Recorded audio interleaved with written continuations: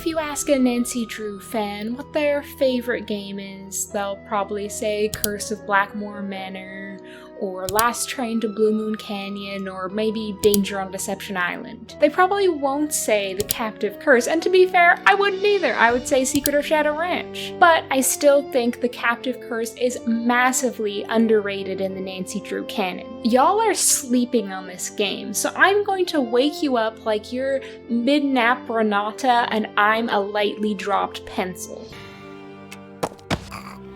Major spoilers in this video. This is not a drill. Major spoilers in this video. This message will not repeat. The Captive Curse, released in 2011 and the 24th game in developer Her Interactive's Nancy Drew series, is a monster mashup of a fairy tale and a classic monster movie. A cinematic intro cutscene in black and white betrays its influences right from the start. Germany, a long time ago, reads a title card, bringing to mind the classic fairy tale opening, Once Upon a Time. In a forest, a girl dressed in an old-fashioned costume picks mushrooms, stalked by a monster, glimpsed only in individual features, never as a whole.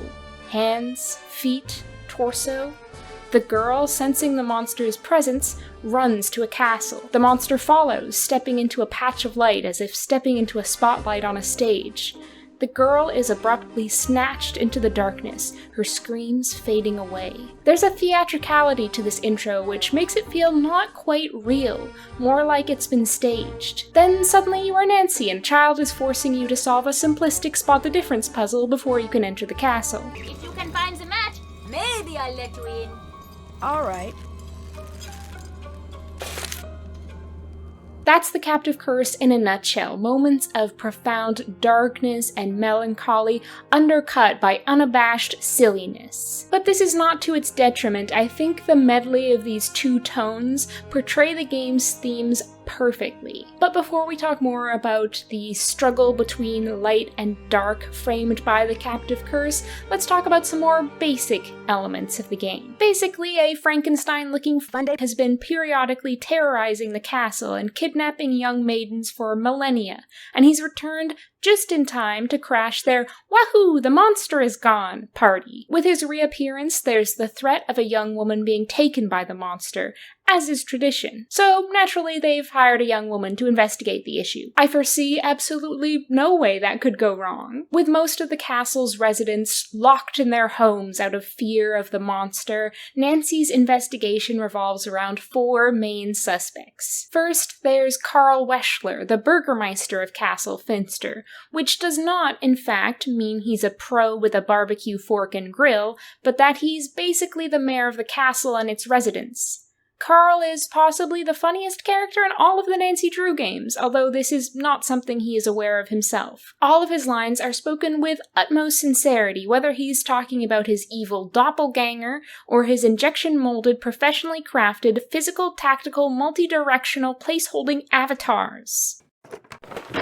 No one likes lederhosen. Look at these. I look like a sad old Pinocchio. Lucas Mittelmeier is a young scalawag, a prankster who spends most of his time terrorizing Karl. I think of him as a counterpart to Jane Penvelin from Curse of Blackmore Manor, a lonely child who just wants Nancy to play a game with him, although his repertoire is much more limited than Jane's, his only game being Monster, a logic-based board game. And unlike Jane, he's not manipulative enough to devise a transactional exchange for playing games with him. Tucked away in the back of the castle is traveling storyteller Renata Stoller, a one-woman warplane constantly dropping massive truth bombs. The whiplash of going from funny animatronic monster in the gift shop to "A knight in shining armor never did nothing for nobody. He never fought. A knight in dented, scraped armor, now that's what you want," is truly bananas. Some of the absolute best writing in the Nancy Drew games is delivered by Karl and Renata, but again, they both portray two completely different tones. Lastly, there's Anya Mittelmeier. She's the Castellan, a title which I don't recall being explained in the game, but which Merriam-Webster defines as a governor or warden of a castle or fort. For Anya, this means sitting in the gift shop selling souvenir t-shirts and monster bobbleheads. If she's warding Castle Finster, she's not doing a very good job of it, considering how a big ol' monster keeps getting inside, terrorizing the residents and burning their potted plants. However, she's probably most renowned in the Nancy Drew fandom for one of her other assets.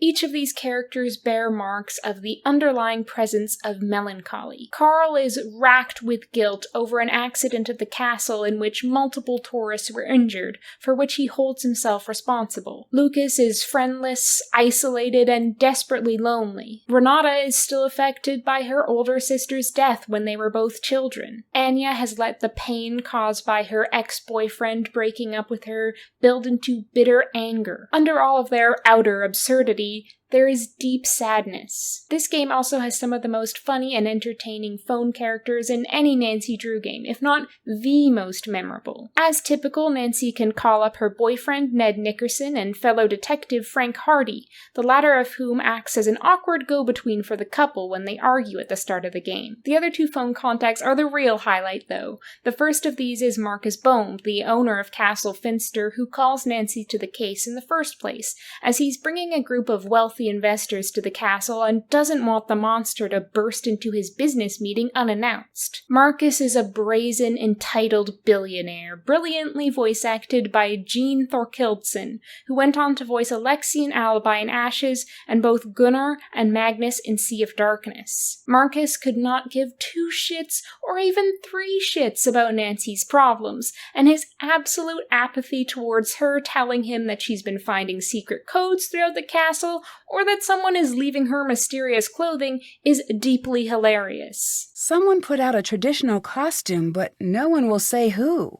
Wow, I do not care about that problem. The second memorable phone contact is Jordan from Castlecast. Your one-stop staffing solution for castles, reenactments, Renaissance cuisine, and realistic sword-fighting demonstrations. Ask us about our wizard discount. Although Jordan's voice is a strange, strained mix between a bad Australian accent and a bad Cockney accent, and she constantly sounds like someone overacting a cheeky aside to the audience of an amateur play, she is still full of personality and has some great lines. Can you tell me about your wizard discount? Oh, I'm sorry, that's been discontinued. Thank you for asking. In my mind, the biggest missed opportunity in the Captive Curse is the absence of the castle's security guard, Franz Mittelmeier. He is inextricably entrenched in the events of the game, being both Lucas's father and Anya's brother, not to mention the head of security for Castle Finster. However, he doesn't appear at all in the game, not even as a phone contact, and there's no explanation for why he isn't there. He would have had great suspect potential as he's in a position of relative power in the castle, and could have become a sort of adversary for Nancy, who doesn't give a fig about security protocols and is constantly breaking into places she shouldn't be. And I am so curious to know what he thinks about the feud between his son, a child, and Carl, a grown man. One thing about this game is that it's great for people who love gossip. Gossip girls, you could say. All the characters want to talk shit about each other,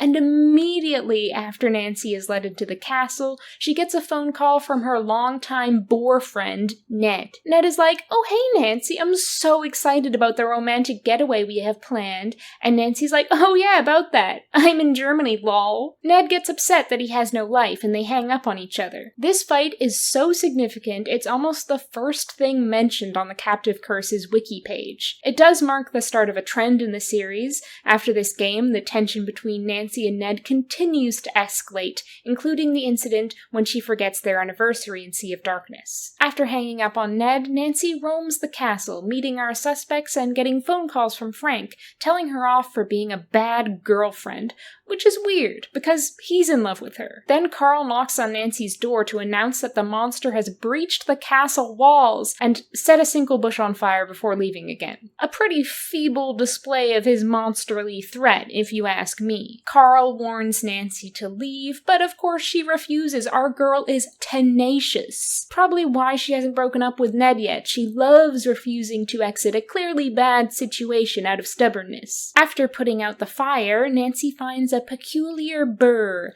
and soon realizes it grows in a very particular particular spot in the forest surrounding the castle. With a sharpened pair of shears, she cuts the growth away and finds a small camp behind the burrs, which, to be honest, is never adequately explained because the culprit lives in the castle and doesn't really need a small camp. Back inside the castle, Lucas pulls one of his classic pranks on Nancy, with the bucket on top of the door trick, drenching her in water. The bad news is that Nancy's luggage was lost in transit, so she doesn't have a change of clothes.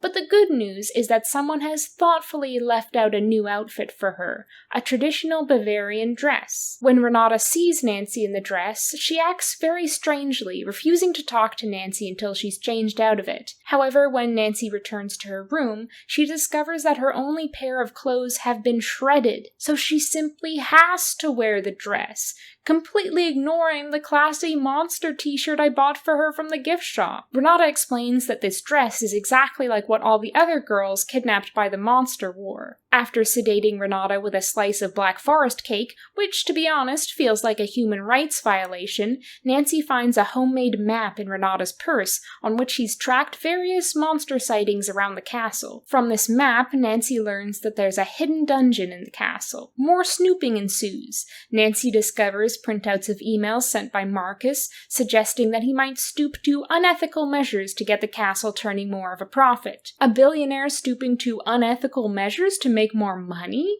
Frankly, I'm shocked. But before Nancy can phone Marcus and confront him about the emails, the monster shows up again, this time just casually loitering in the courtyard like he's on a smoke break. Nancy goes outside and watches him slowly walk away before seeming to change her mind and sprinting after him, only to be stopped by the portcullis slamming down in front of her. Back in the castle, Nancy discovers a pair of stilts on the floor where Lucas usually hangs out. She also digs up a copy of Anya's professional references in Carl's office, which state that Anya was previously a manager at Castlecast before coming to Castle Finster. Following up on this, Nancy calls Castlecast and discovers that Anya was a male person, not a manager. Nancy also does some very literal digging, recreating the story from a series of pages she finds. She excavates an antique necklace in a patch of earth in the forest.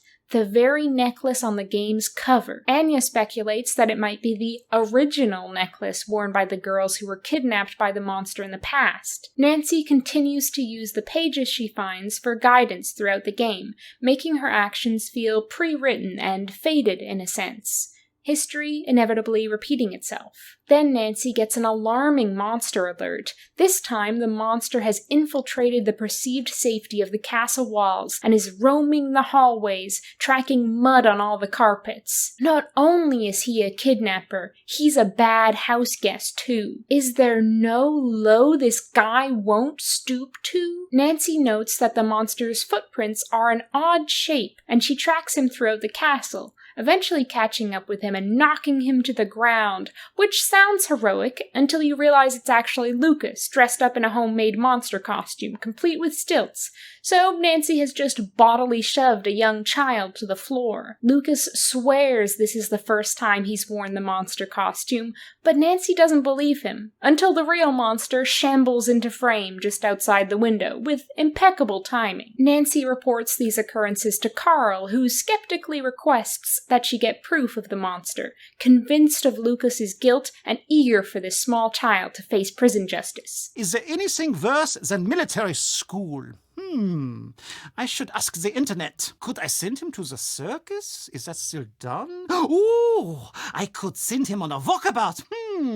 I doubt his father would like that. Checking the security cameras, Nancy sees Anya disappearing into the forest. Nancy sets out to get evidence for Carl, venturing out after Anya and lying in wait behind a conspicuous rock. Obligingly punctual, the monster appears, poses coquettishly, then clocks out and ambles away again. Behind the rock, Nancy also finds a coded message, one of many which have turned up in and around the castle. After decoding the message, Nancy discovers appears that it reads, "Legend ending. Find young woman to cast as the victim." Proudly returning to Carl with her masterful cryptid photograph, Nancy learns some distressing news. Little Lucas is missing, presumed kidnapped by the monster. After some searching, Nancy finds Lucas trapped in the castle's hidden dungeon. "Is everything okay?" she asks casually, as if he's looking a bit down. Not trapped in a damp dungeon after being stolen away by a mythical monster. Of course he's not f***ing okay, you idiot! So Nancy frees Lucas, but is trapped in the dungeon herself. Before she can do anything, the monster punches her in the face, knocking her out and throwing her into a pit. This is the pits, am I right, fellas? Again, following the guidance of the antique pages, Nancy manages to escape from the pit, finding herself in the secret tunnels below the castle. She stumbles upon the monster's bag, which contains an email printout purportedly from Marcus, claiming responsibility for kidnapping Nancy, but with tomorrow's date. Returning to the dungeon, Nancy confronts the monster in all its mystery meat glory, exclaiming, Stop! I know it's you, Anya. Anya unmasks. She confesses that she wanted to get revenge on Marcus after he left her for a quote-unquote stupid young blonde. Blondes have more fun. Brunettes can plot nefarious schemes to make you look like you were kidnapping people for fun and profit. Nancy proceeds to trap Anya in the same pit she was trapped in. Hey Anya, wouldn't you say that this is the pit? So that's the story of the captive curse, without even covering all the subplots which happen along the way. Nancy helping Carl with his burgeoning career in board game entrepreneurship, unpacking Renata's family trauma, and Ned deciding he's going to DIY a life for himself. As the Nancy Drew Wiki puts it, Ned then decides to also become a detective and is successful in solving the case of the missing keys. They were in his pocket. I feel like this is the equivalent of giving your little cousin the disconnected controller and letting them think they're playing. Now that we've established the general plot of the captive curse, it's time to dig a little deeper and examine the game through the lens of literary analysis. Metaphorically, I'm roodling around in the dirt for a precious jeweled necklace. Does that make sense? I don't know, maybe I just wanted to say the word roodling. Right from the start of the game, Nancy is met by an atmosphere of foreboding, with many of the characters warning her that she shouldn't be there. But unlike other games, Nancy isn't being targeted for her celebrity detective status or her general nosiness, but because she's been cast in a role, that of the damsel in distress, the victim destined to be abducted by the monster. As Ned puts it at one point, it's like all the events of the game are being carefully staged, complete with props and costumes, like the dress Nancy is forced to wear after her own clothes are shredded. It's exactly the style worn by girls previously kidnapped by the monster. Someone thinks it's important that you look the part. The events of the game conspire to set Nancy up as the monster's next victim, costuming her and giving her the necklace, which was another emblem of previous abductees. But Nancy fights back against this prescribed role without even seeming to be conscious of it. She unflinchingly continues to go about her business of drugging old ladies with cake and learning to play the xylophone, seemingly unaffected by her predicted and narrowly approaching destiny. When Anya tries to tell Nancy she's the victim during their final confrontation, Nancy interrupts her by dropping her into a pit, forcefully proving Anya wrong. Do you still not see who you are in all this? You're the girl in the dress, and I'm the Nancy takes control of her own narrative, breaks out of her assigned role of victim, and turns herself into the hero of the story, saving both Lucas and herself from the monster's clutches and delivering justice. She dictates her own role just as much as she dictates the new raid character she creates for Carl and determines what role it will have. It's very justified main character syndrome. Anya is another character who fights against the roles assigned to her. One can view her as a foil to Nancy, as the way she breaks out of expected archetypes is by unethical and even criminal means. For instance, in her previous job, she was a lowly male girl, but by lying on her resume, she escapes the confines of that position to gain the much more lauded title of Castellan. For the record, I don't think this is that bad, and I think Nancy overreacts to discovering that Anya has done this.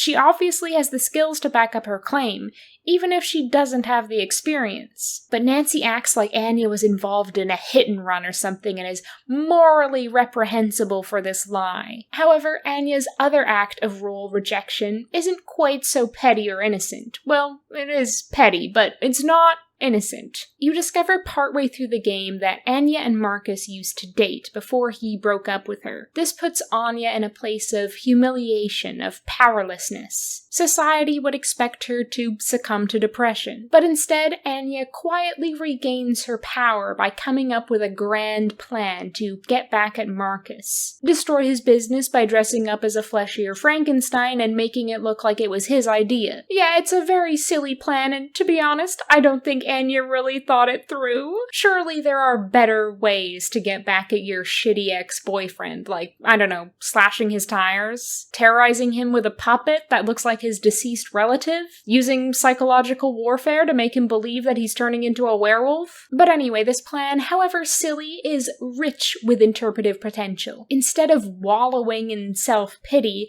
Anya acting the part of the monster is her literally letting herself go feral with her anger. She grunts and moans and makes other monster noises, which, needless to say, would not be socially acceptable for a woman. Unlike Nancy, she chooses her costume and therefore her role. She is also able to switch between multiple personas. When you interact with her in person, she's very composed, even lackadaisical, though she's clearly going through a huge amount of inner turmoil. This, to me, is representative of the figurative masks everyone, but especially women, are expected to wear in their day-to-day lives. The mask of normality, the mask of a polite customer service worker. Haven't you ever wanted to go full beast mode to scream at the sky? Anya in this game is just honestly acting out those impulses, albeit in a very harmful way. The catch is that she needs to don a physical mask to unmask psychologically. So while Nancy turns herself from victim into hero, Anya turns herself from victim into monster. You could see them as two alternative versions of the Ursa Major card Nancy helps Carl to design. The choices they make determines what role they play, hero or monster. Speaking of Carl, he's representative of someone accepting the role assigned to them. This is first seen through his wearing of lederhosen, which he has been instructed to wear by Marcus so that the castle appears more quote-unquote authentically Bavarian. Like Nancy, he has been dressed for a role, but unlike Nancy, he doesn't attempt to change his situation, even though he admits that he hates wearing lederhosen. Later in the game, we learn that Carl had an encounter with his supposed doppelganger when he was a child, and now believes he's cursed because of it, even refusing to meet up with the woman he loves because he's worried he'll endanger her. As with wearing the Bavarian costume, he defeatedly accepts this supposed fate instead of trying to change his role. This theme of roles and costuming feels very meta in a way, acknowledging the artifice of the classic monster movies the game is inspired by, but it also encapsulates one of the Captive Curse's secondary themes: storytelling. You're part of this story now. Renata, as a storyteller by trade, does a lot to reinforce this storytelling theme, of course, as do all the references to the Brothers Grimm. Roles, archetypes, stereotypes, whatever you'd like to call them, are also very prevalent in fairy tales. You can see this in Carl's raid cards, which are grouped into character types: monster, hero, and magician. Another way to articulate this idea of characters breaking out of assigned roles is to say that they're rewriting their own stories. Thank God, then, that this game is so well written, at least in terms of dialogue. The broader narrative, unfortunately, does have a few plot holes and illogical elements, but the game has enough other strengths to distract from this failing. For instance, I think this is one of the best games for puzzles, as they're challenging but not agonizingly difficult, except for perhaps the final boss endgame puzzle. This game provided us with such hits as the decoding puzzle, figuring out the secret notes in Carl's journal, and deciphering the note to Lucas.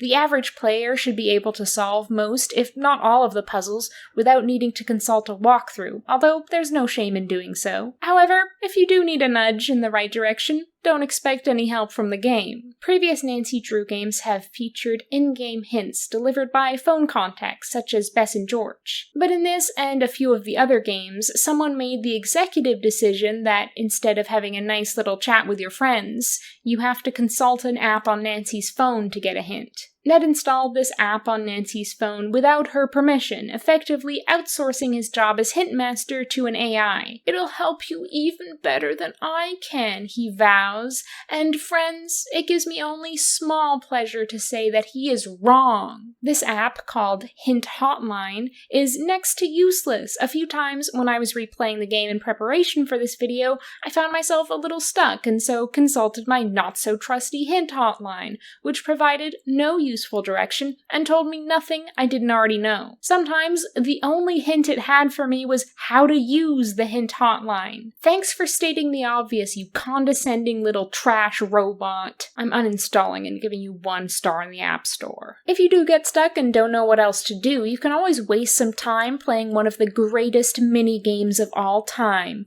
Raid. I know some people might not agree with me, but I absolutely love Raid. Unlike a lot of board games, you don't need to read a whole novel to understand what you're doing. It's quite easy to just pick up and play, and I find it to be a good balance of strategy and chance. I think Her Interactive created a genuinely good board game in Raid, and they should consider producing it and selling it as its own product. I can spend hours of a Captive Curse playthrough challenging Carl at Raid, maybe just to get the achievement, but hey, I wouldn't play it that many times if I didn't enjoy it as well. I'll say this, I have never got the achievement related to playing Monster a lot of times. Make of that what you will. Another thing this game does well is atmosphere. It could have easily embraced the horror roots of the monster movies it pays homage to, with jump scares and spooky music, but instead chooses to go down more of a Gothic route, with environments featuring intricate stained glass, richly lit interiors, and heavy ornamental furnishings. The Wikipedia page for Gothic fiction states, Gothic fiction is characterized by an environment of fear, the threat of supernatural events, and the intrusion of the past upon the present, which perfectly describes the Captive Curse. You have the environment of fear with all the residents of the castle hiding in their homes, the threat of the supernatural in the monster, and the intrusion of the past upon the present with the echoing of the monster's previous visits to the castle, as well as Renata being haunted by her personal history. Encyclopedia Britannica says Gothic stories commonly used such settings as castles or monasteries equipped with subterranean passages, dark battlements, hidden panels, and trapdoors, which is exactly Castle Finster and all its secret spaces. Additionally, Germany feels like the perfect setting for this story, being the home of both the German Expressionist movement in film, which produced such classic monster movies as Nosferatu, and the Brothers Grimm. The atmosphere leans into the darker side of Grimm's fairy tales, with the shadowy forest just steps away from the castle gates, so disorienting that you will wish Nancy could bring her own breadcrumbs. The game's soundtrack as well contributes to this sense of atmosphere, full of hauntingly beautiful songs, heavy with dramatic strings. This was one of the last games with music composed by Kevin Manthei, and it's a worthy send-off. I can imagine the atmosphere would feel a lot less foreboding with a less powerful soundtrack. The atmosphere encapsulates what I consider the other main theme of the Captive Curse, the tension between light and darkness. I mean this in a metaphorical sense, but there's also the visual, literal example of the castle, a well-lit, supposedly safe space versus the forest, the monster's shadowy domain, with the courtyard acting as a sort of in-between space where the lines between dark and light blur. A literal gray area. But what do I mean by metaphorical darkness and light? I'll let Renata sum up the concepts for me. The worst monsters are self-made. There are people like you and like me, but they have taken a terrible turn. They let everything awful, everything sad take up all of the breathing room in their hearts, until all they know is revenge. One thing I do know, it's monsters, human or otherwise, can't stand hope. They can't stand being near a good heart. They try to destroy anything honest and good. They can't bear to remember how they once were. By Renata's definitions, darkness equals despondency and light equals hope. But how do these two concepts manifest themselves in the game? Well, as I've discussed, the tone swings wildly between goofy and somber. Even Renata doesn't know what genre the story falls into. If our time together is a comedy, then I was brought here by coincidence. If our time is a tragedy, then it must be fate. I've noticed many people bring this up in their reviews of The Captive Curse. It can't decide what tone it wants to strike is a common critique. However, I would argue that this has a thematic purpose. This rapid tone switching makes the player acutely aware of these two tones and the disparity between them. The game seems to be drawing your attention to this separation, making you notice. And in my opinion, anything the game wants you to notice is important. I think this is the first hint towards picking out this theme in the game. Silly can be characterized as a light tone, and somber can be characterized as a dark tone. This theme also makes itself apparent within the game's characters. For me, the sort of moral of this game is the importance of learning to balance the light with the darkness, the bad with the good. Each of our main suspects is struggling to balance these two forces, and the darkness is outweighing the light. Or in other words, their despondency is outweighing their hope. Renata is finding it more and more difficult to hold an optimistic view of the world. Carl believes he is cursed to harm all those around him. Lucas has no friends and appears to be neglected by his parents. And Anya is an example of someone who lets darkness completely dominate her. Her story is an allegory, a cautionary tale. Let's look at this quote from Renata again. The worst monsters are self-made. There are people like you and like me, but they have taken a terrible turn. They let everything awful, everything sad take up all of the breathing room in their hearts, until all they know is revenge. This perfectly sums up Anya, someone who didn't fight against the darkness and desire for revenge inside herself, and instead let it fester and grow, infecting her like black mold. Maybe the real monsters are the people who have let everything awful, everything sad, take up all the breathing room in their hearts that we met along the way. It's important to note here that Finster means dark in German, something I know because I'm practically fluent in German after studying it on Duolingo for 1 week. I view Castle Finster as one of the main symbols representing darkness in the game. The characters are all literally and metaphorically living within darkness at the start of this game. But by the end, they've all escaped the castle's darkness and their own personal darknesses for a brighter future. All except Anya, who's going to prison for 20 to 30 years. Carl has left to be with his beau in Canada, no longer letting his supposed curse hold him back. Lucas and his father have moved to a sunny, tropical locale, and he writes to Nancy that he has lots of new friends. And Renata, although previously a frequent visitor at Castle Finster, at the end of the game vows never to return, freeing herself from the castle's heavy burden of history, so deeply intertwined with her own personal story, thereby symbolically letting go of her past trauma. This conclusion signifies Carl, Lucas, and Renata developing a balance in their lives. Their fears and trauma still exist, but they're not letting themselves be overcome by those factors anymore. This idea of balance is represented visually in the scales puzzle in Carl's office. After accidentally knocking Carl's cards from his display shelf, Nancy must place them back correctly, making sure that each tier has a monster card, a hero card, and a magic card. Letting our inner monsters consume us leads to imbalance, chaos. We must consciously work to balance this internal darkness. We all have a little monster inside us, much like this one I bought from the Castle Finster gift shop. Ultimately, I see The Captive Curse as being a narrative more about person versus self than person versus monster, to put the central conflict in the terminology of a high school English class. For one thing, the monster isn't real, to state the obvious. We see a lot more of the suspects than the monster, making the game feel more like it's about the psychological effects the myth of the monster has on these characters than fighting the monster off. It's about their inner conflict. At least that's my reading. Combine the theme of subverting roles and the theme of balancing light and darkness, and you have the theme of not giving in to despair. Or, in other words, fighting back against the unwanted roles we are placed into, which only serve to make us unhappy. Fate is a story we are inserted into, but stories can be rewritten. No cap.